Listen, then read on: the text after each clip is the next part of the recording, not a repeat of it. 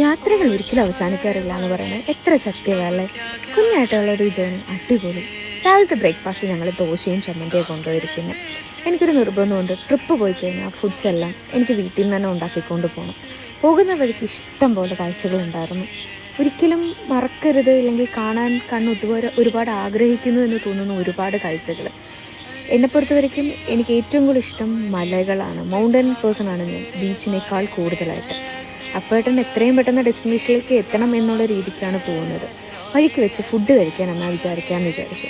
ഞാൻ വീട്ടിൽ നേരത്തെ റൈസും കറികളെല്ലാം ഉണ്ടാക്കിയിട്ട് തന്നെയാണ് പോകാറുള്ളത്. അപ്പം ട്രിപ്പ് ചെറുതാണെങ്കിലും വലുതാണെങ്കിലും രാവിലത്തെ ഉച്ചക്കത്തെ ഫുഡ് നമ്മുടെ വീട്ടിൽ നിന്ന് തന്നെയാണ്.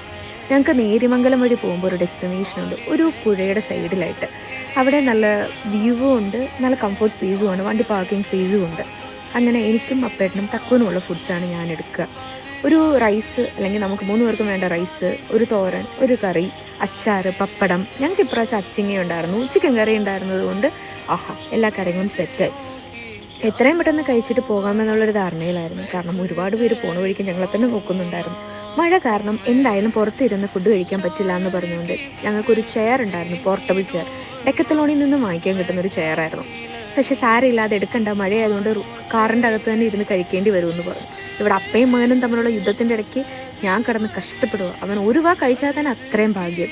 എങ്കിലും ചോറല്ലേ, കുറച്ചെങ്കിലും കഴിപ്പിക്കണം എന്നുള്ളതുകൊണ്ട് അവൻ്റെ പുറകെ നടന്ന് അവന് ഫുഡ് കൊടുത്തുകൊണ്ടിരിക്കുകയാണ് ഞാൻ. കഴിച്ച് തീരുന്നതോടൊപ്പം തന്നെ ഒരുപാട് വണ്ടികൾ അതിലൂടെ പാസ് ചെയ്യുന്നുമുണ്ട്. ഒരു സൈഡിലാണ് ഞങ്ങൾ നിന്നിരുന്നത്. മീൻസ് ഒരുപാട് നേച്ചർ ഫ്രണ്ട്ലി എന്നും കൂടെ പറയാം. ഞങ്ങൾ വരുന്ന വഴിക്ക് എക്സൈസിൻ്റെ ഒക്കെ ചെക്കിങ് നല്ല രീതിക്ക് തന്നെ ഉണ്ടായിരുന്നു. അതുകൊണ്ട് പിന്നെ പെട്ടെന്ന് എത്താൻ പറ്റും.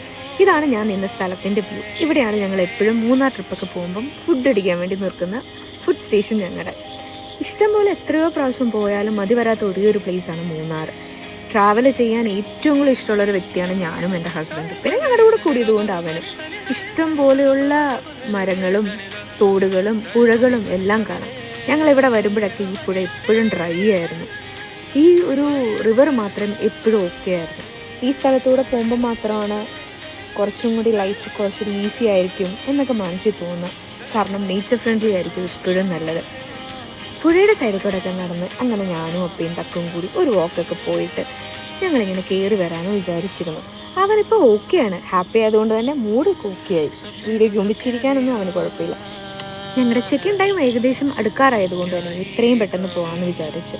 ഇതുപോലുള്ള വീഡിയോസ് ഇനിയും നിങ്ങൾക്ക് കാണണമെങ്കിൽ സബ്സ്ക്രൈബ് ചെയ്യാൻ മറക്കരുത്. കാരണം സബ്സ്ക്രൈബ് ചെയ്താലേ ഇനിയും വീഡിയോസ് ഇടാൻ പറ്റുള്ളൂ.